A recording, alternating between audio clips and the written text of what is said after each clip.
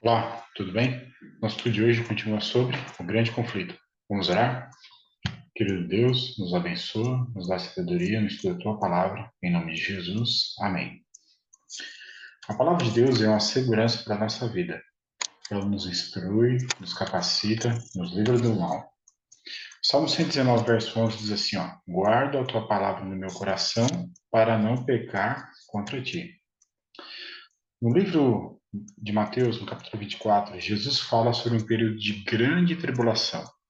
Porque nesse tempo haverá grande tribulação, como desde o princípio do mundo até agora não tem havido, e nem jamais haverá. Não tivessem aqueles dias sido abreviados, ninguém sobreviveria, ninguém seria salvo.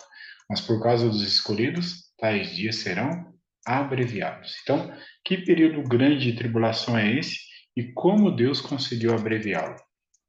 A perseguição da igreja não continuou durante o período todo dos 1260 anos. Deus, em misericórdia para com seu povo, abreviou o tempo de sua dolorosa prova. Pela influência da reforma, a perseguição veio a termo antes de 1798. O período de 1260 anos, nós já sabemos, de 538 a 1798. Coisas diferentes e estranhas começaram a vir à igreja verdadeira. E nós já vimos isso em algum momento. Como Deus conseguiu minimizar esse período? Através da reforma. Então, nós já vimos sobre os valdenses, João Wycliffe, João Hus, John Wycliffe, né? Jerônimo.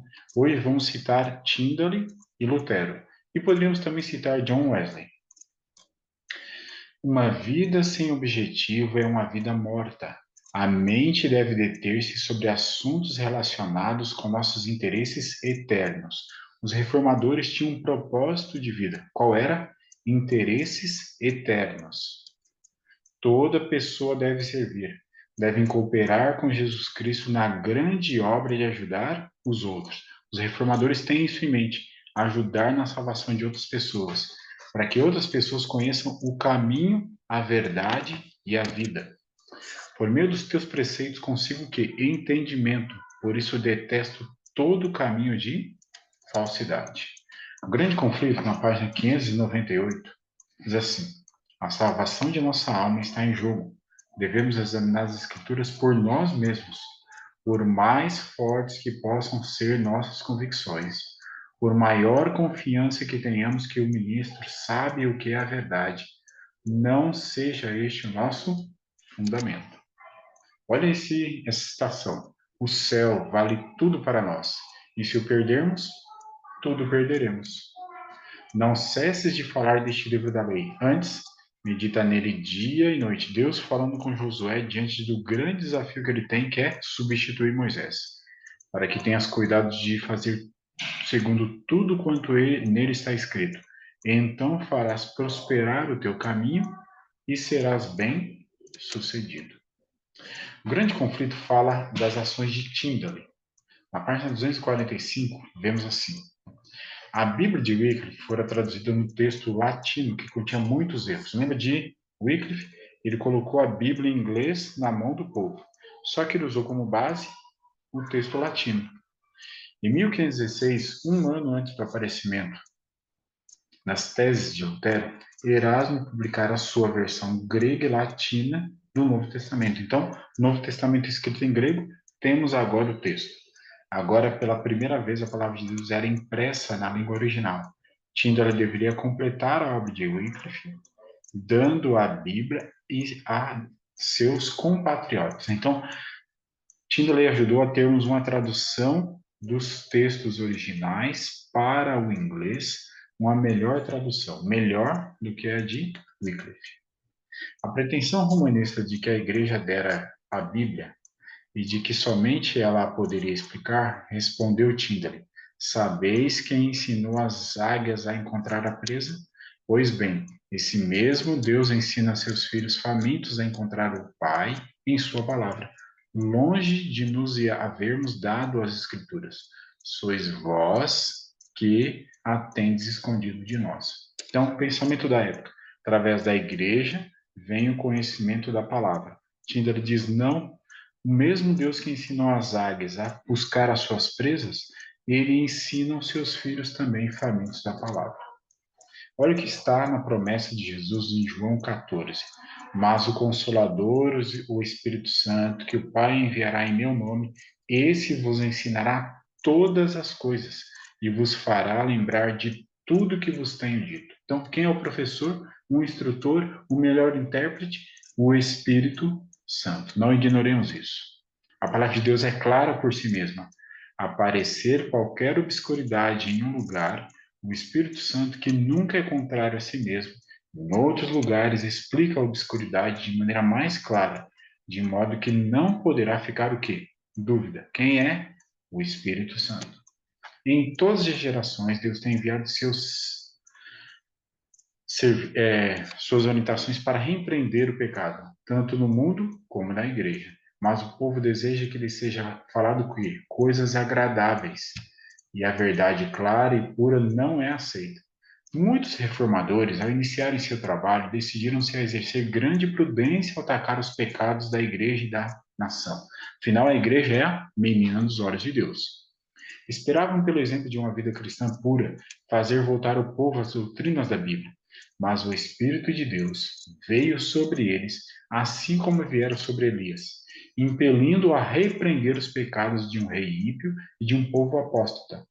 Não podiam conter-se em pregar as claras afirmações da Escritura Sagrada, doutrinas que tinham sido relutantes em apresentar. Sentiam-se forçados pelo Espírito Santo a declarar zelosamente a verdade e o perigo que ameaçava as almas. As palavras que o Senhor lhes dava, ele as falava sem temer as consequências, e o povo era constrangido a ouvir a advertência. Assim será proclamada a mensagem do terceiro anjo. E por que essa repreensão? Por quê? Ninguém é bom, sendo um que é Deus. Deus prova seu amor conosco, tendo Jesus morrido por nós, sendo nós o que ainda? Pecadores. Então, qual é a nossa esperança? Visto que a justiça de Deus se revela no Evangelho, de fé em fé, como está escrito: o justo viverá pela fé. O pecador precisa ter fé em Jesus, nos méritos de Jesus.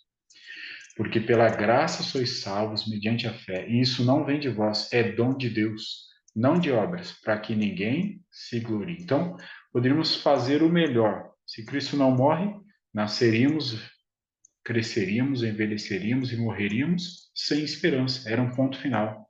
Mas Deus, através de Cristo, nos dá expectativa, esperança de salvação.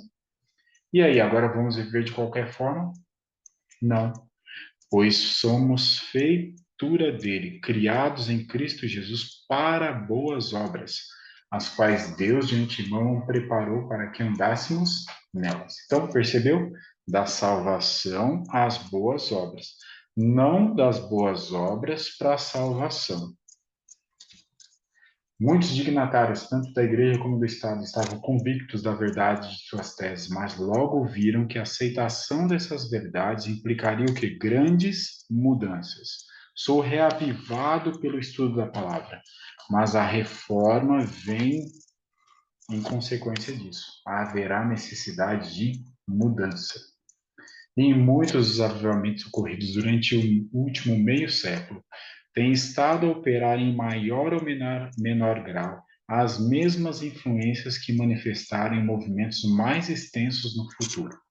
O que tem acontecido nesses avivamentos, reavivamentos? Há um excitamento emotivo, misturar do verdadeiro com o falso, muito apropriado para transviar, enganar. Onde quer que os homens negligenciem o testemunho da Escritura Sagrada, desviando-se das verdades claras que servem para provar a alma e que exigem a renúncia de si mesmo e do mundo, podemos estar certos de que ali não é outorgada a bênção de Deus. Religião fácil, onde eu não preciso negligenciar minha vontade, que é pecaminosa, não tem a bênção de Deus. Um dos mais nobres testemunhos já proferidos pela Reforma foi o protesto apresentado pelos príncipes cristãos da Alemanha. Em 529, a coragem, fé e firmeza daqueles homens de Deus alcançaram para os séculos que se seguiram a liberdade de pensamento e consciência. O protesto daqueles príncipes, deu ao que a Igreja Reformada o nome de protestante. Lutero diz assim: portanto, a menos que eu seja convencido pelo testemunho das Escrituras ou pelo mais claro raciocínio, a menos que eu seja persuadido por meio das passagens que citei, a menos que assim submeta minha consciência pela palavra de Deus, não posso retratar-me, não me retratarei, pois é perigoso a um cristão falar contra a consciência. Lutero também se revoltou contra as indulgências. O que eram as indulgências? Pagamento de dinheiro à igreja, que poderia livrar-se do pecado e igualmente libertar as almas de seus amigos falecidos que estivessem condenados às chamas atormentadoras.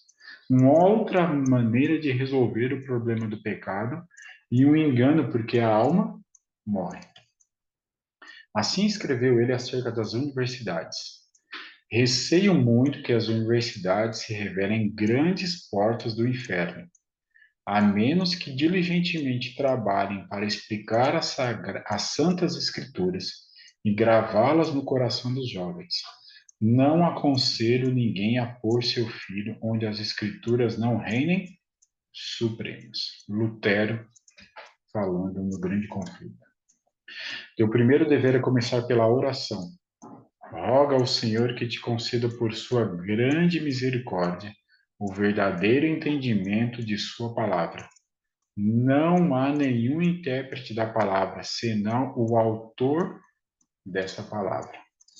O não de Deus é um sim para a vida. Deus hoje nos convida a confiar em sua palavra, ser obedientes ao conhecimento que temos, e Deus vai fazer grandes coisas em nossa vida pela sua palavra. Que Deus nos abençoe.